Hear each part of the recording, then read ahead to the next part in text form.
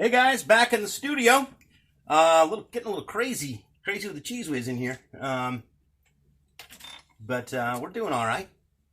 Chilly morning in Hubbard Inn, comparative to that really hot temps. But that's nice because my studio is up in the attic. I converted the attic. It's a walk-in attic, you know, classic New England farmhouse attic, and I converted it into the time studio. It gets really hot, so hot and cold, right? So anyway, today we're gonna ratchet it up. I'm gonna get into a little more of a difficult fly. Certainly not that difficult. It's called the Caddis, and it is a very popular fly. This fly catches fish anywhere, and it imitates the adult form of the caddis. So the other night I was lying in bed and I had a caddis land right on my chest in bed, and I thought, well, that's a sign. I think I better tie a caddis for you guys. It's the base of pretty much all your hairwing flies, and I think I've probably caught more fish on the caddis than any other dry fly, save maybe the stimulator. But actually, the stimulator is very close to the caddis. So there are many different ways in which to tie it, different colors for the body. I'm just going to kind of do the standard here today. I'll probably mention some of the other variations as I go through it. It's really not that hard, and again, this sucker will catch fish, deadly on brook trout, brown trout, etc. I just realized I don't have the right color thread, so I'm just going to grab some thread. Usually I use a green thread. Sometimes I'll use a red, but black works fine too.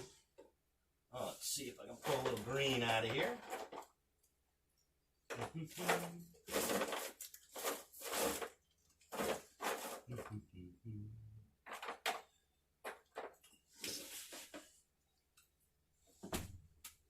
All right, I got some olive thread here.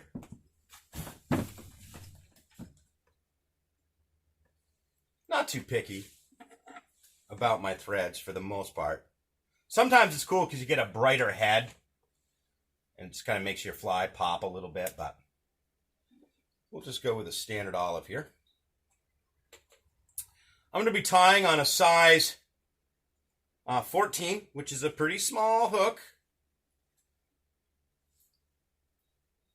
Keep in mind, people do tie down to like number 22s, but that's nuts. Those guys will probably have a magnifying glass over their vise. I don't have one of those yet. All right. We got our thread loaded onto our bobbin here.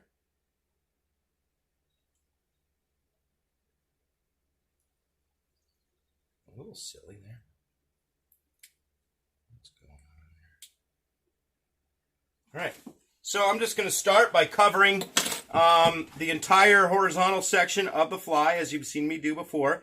I'm not going to tie in the no-fly zone, which is like about as thin as a fingernail behind the eye. Very, very easy to overcrowd the eye of an caddis. It's probably the most common beginning tier's mistake. Not even beginning tire, just tire in general. The caddis was I do believe, the first dry fly I ever tied. And funny enough, my best friend Ed, one of my best friends, Ed in Montana, you've heard me tell so many stories about, I had actually sent him out a collection of the first flies I ever tied. And in there was some caddises. So I went to see him not that long ago, and he actually pulled that fly box out. Oh my gosh, it was horrible. It was absolutely terrible. But it still caught fish for him up high. So let's see. We're just going to start with some saddle hackle here. And I'm going to pull a pretty small piece of hackle off here because I am tying a small fly. Right there. And remember, different than your books, I actually am going to tie it in with the tip down.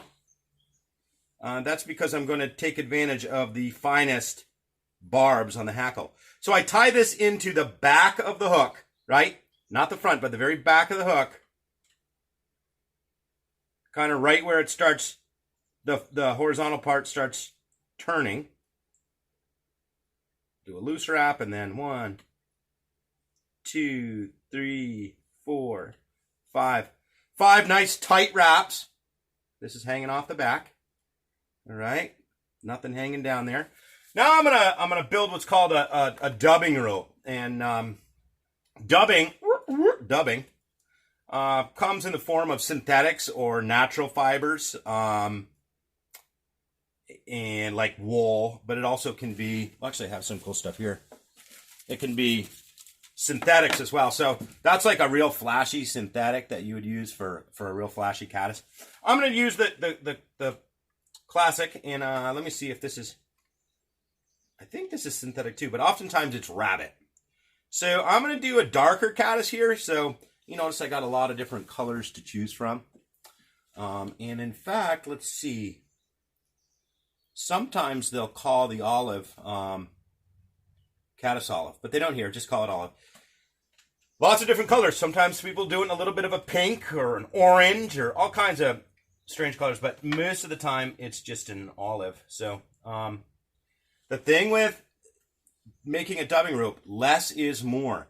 You just take a very fine wisp, like teeny tiny wisp, and you begin rolling it on your thread by pinching it and gradually rolling it down your thread till you can see kind of this woolly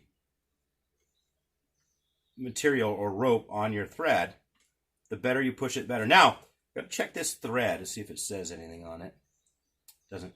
So if you have a little bit of wax, sometimes people will wax the thread, and that allows for the dubbing to stick better. However, with that being said, some threads come pre-waxed. All right, so I'm going to build the body of this fly now by wrapping, and pretty soon I'll get into actually building the body with my dubbing rope. Remember, you can always add more dubbing later, so don't overdo it. This is where your fly gets ugly real quick. And I'm going to make that comical kind of cigar shape from thin to more bulky toward the tip, being very aware of not to go into the no-fly zone.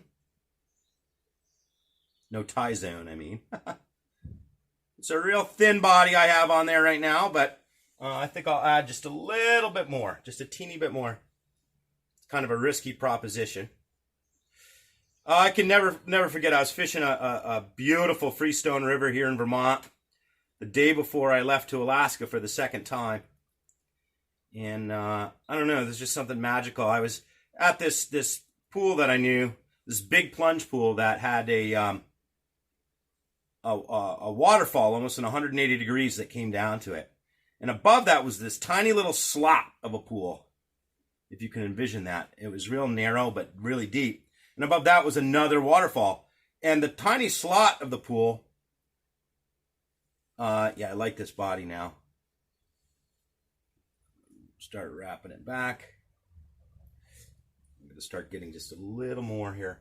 You know, you could almost jump across the little slot, and you know, it's really short cast. But anyway, I climbed up over the waterfall, so I had to get wet and get on this waterfall, and I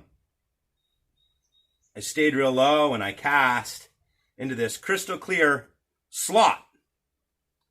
And as I was there on my first cast, I landed an elk-hair caddis right in the center of the pool, and up came this I don't know, 16, 17-inch brown trout, but I could see its colors, and automatically it was just, the whole thing, it was just crystal clear, and I watched it slam that caddis, and anyway, for whatever reason, that's one of the more memorable fish I've really ever caught. Not that it was so spectacular, but the scenery was so amazing, and I saw everything in such detail. Okay, I'm not even going to use my hacker pliers, but I'm going to take my hackle, and I'm going to wrap in a spiral pattern this hackle, about 4 or 5 wraps.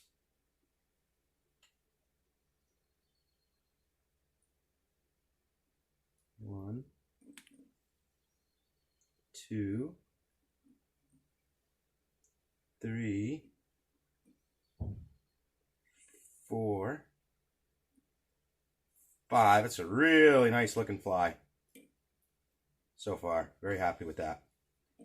I gotta tie a selection for Mr. Peduto, as well as a college kid that took my fly fishing class that just came by my house and gave me a really nice boat. A Sea King aluminum boat. Actually came with a motor too, but I don't think the motor runs. It's a nice Mercury. Okay, there we go. I'm going to take that off. You can see now it almost looks a little bit like a different color of that Griffith's Nap. I'm going to put this real close to the camera so you can see what's going on there. That's sweet. All right, really only one more step. We're going to take this elk hair. It's elk, deer, coastal deer, depending on what you like, different colors of it. This is going to be a darker fly. And I'm just going to take a pinch of it, pull it up, there, pull a pinch up of it, and cut it right off the hide.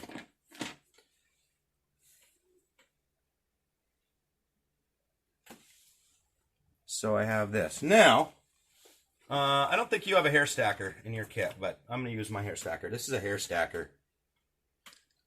Originally, it was a 410 shell and a 20 gauge shell, but I put my hairs tip down into the stacker, and then I pack it. That's going to even all my hairs up, and when I pull it out,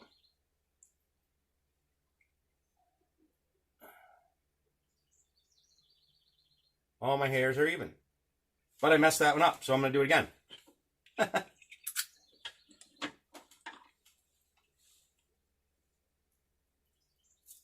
Here we go. Same deal. We won't mess this one up.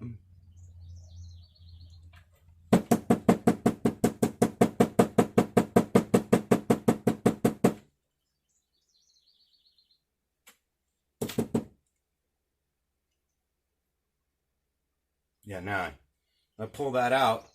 All those hairs are even. So I grab it like so. Now, some people like the tail of their the wing of their caddis. Keep in mind, caddis is a tent wing. It doesn't have those upright wings like a mayfly. It's like a tent wing, like a pup tent. They like to cut them. I like mine natural. So I use the natural tips. There we go. I think that's too much. So I'm going to take about 1/5 of that out. Maybe a little more than 1/5. Now I'll look at the back. Still too much. So I think I'm probably going to end up taking about 1/2 of that out. Less is more, my friends. Less is more. And then I'm going to put the deer hair, or the elk hair, whatever the case may be, so that the tips just come beyond the butt of the fly, right? Right there. At which time I'm going to wrap around the head, and I'm going to pull real tight wraps right there, kind of right in that no tie zone. 2, 3, 4, 5, 6, 7. And I like it, man. I really like it. I really like the way that's looking. I want to show that to you. There we go. Elk hair caddis coming along. So, as you notice, we got this crazy spike going on in the front. Right here. Right there. That's got to go. That's not a part of the fly. We just want to make sure that it's tied down nicely. I don't mind building a little bit of a head here. And this is a little funny because we're going to leave some of that spike.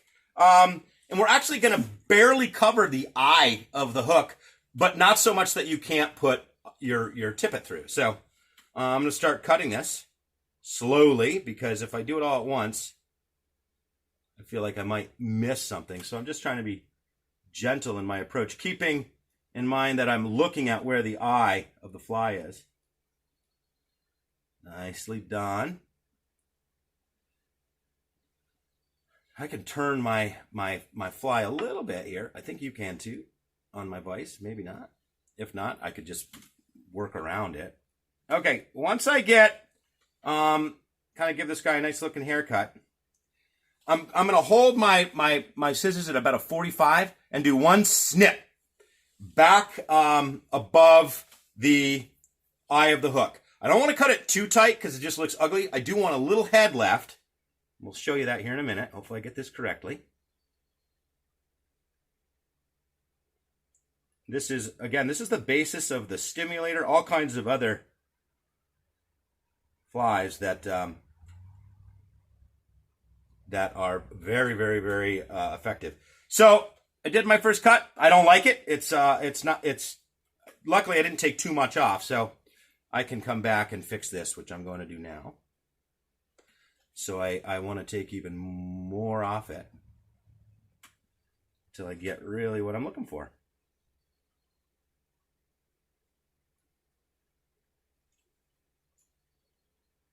I feel like I might need to get some light here.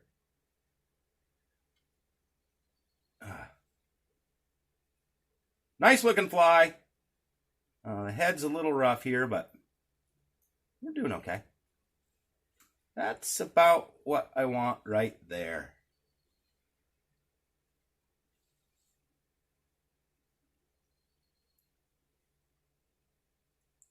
Keep in mind, I'm a passable fly tyer, but they come way better than me. You want to check out something cool, you really like this. Every afternoon at noon, Tom Rosenbauer of Orbis puts on an online fly tying clinic. It's really awesome. Okay, that's a gorgeous Self-Care Caddis. Not to pat myself on the back, but that's a good one. I'm going to hold that up to you so you can see it. Nice looking fly there. I'm ready to tie her down. I'll use my whip finish tool here. And we're going to tie her right down.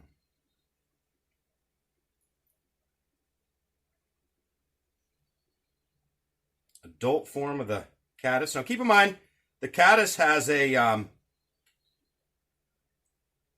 complete life cycle. All that really means is that, getting me trouble here. All that really means is that the fly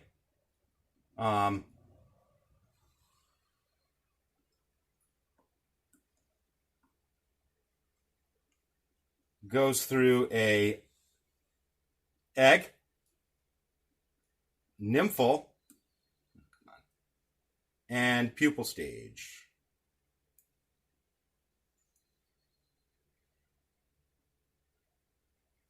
All right. There we go.